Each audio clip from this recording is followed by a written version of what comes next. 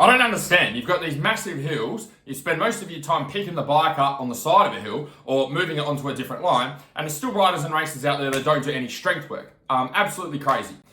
For those of you that are new to the channel, my name is Andrew Hammer. I struggled with riding and racing fitness for about 14 race seasons, and I don't want you to be one of those riders.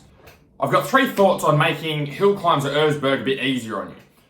Number 1 is strength. Get yourself stronger. The stronger you can get yourself, the lighter the bike will feel. So if you think about the weight of your bike might weigh 110 kilos. And then you've got your body weight on top of that. So if you weigh 90 kilos and your bike's 110, that's a total of 200 kilos. You then need to be able to wrestle that 200 kilos around for the full day's racing or days of racing, plus be able to pick that bike up and down off the ground on the side of a hill multiple times throughout the day and not have it take so much energy out of you that affects the following sections of the track. So how do you do that? How do you get strong? Best way to be able to get strong is to head into the gym and lift some weights. But there's specific movements you want to use. The best movements to help you with your riding to be able to tackle hill climbs are things like back squats, deadlifts, bent over rows, overhead presses, and even bench press. The reason you want to use these specific exercises is because they get your whole body working together as one unit. And that's what's happening when you're on the bike.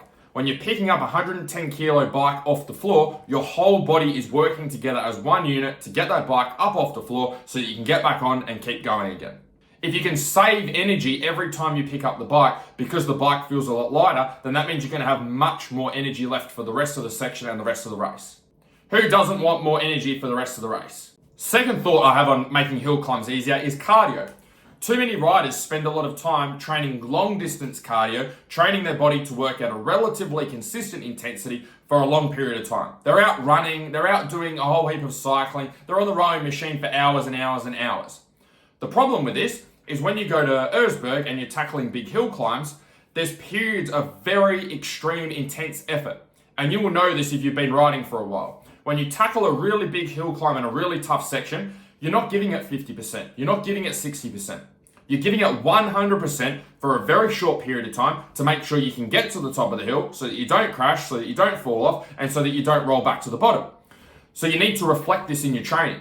How do you do that? Use interval training. Okay, when you get on the rowing machine, instead of getting on there for an hour and just pulling the handle, do 30 seconds flat out, 30 seconds rest for a 20-minute period. Focus on training intensity with your training, not just the endurance. My third thought is actually get in the gym and build some strength instead of just focusing on the bike. There's only so much riding you can do and so much strength you can build from just riding the bike. Riding the bike is about developing skills and being able to get bike time. If you want to get strong in the shortest way possible and make the bike feel lighter in the shortest way possible, the best way to do that is to get into the gym, start lifting some heavy weights, learn how to use a barbell, start squatting, start deadlifting, start doing bent over rows, start doing overhead press, and start improving those numbers.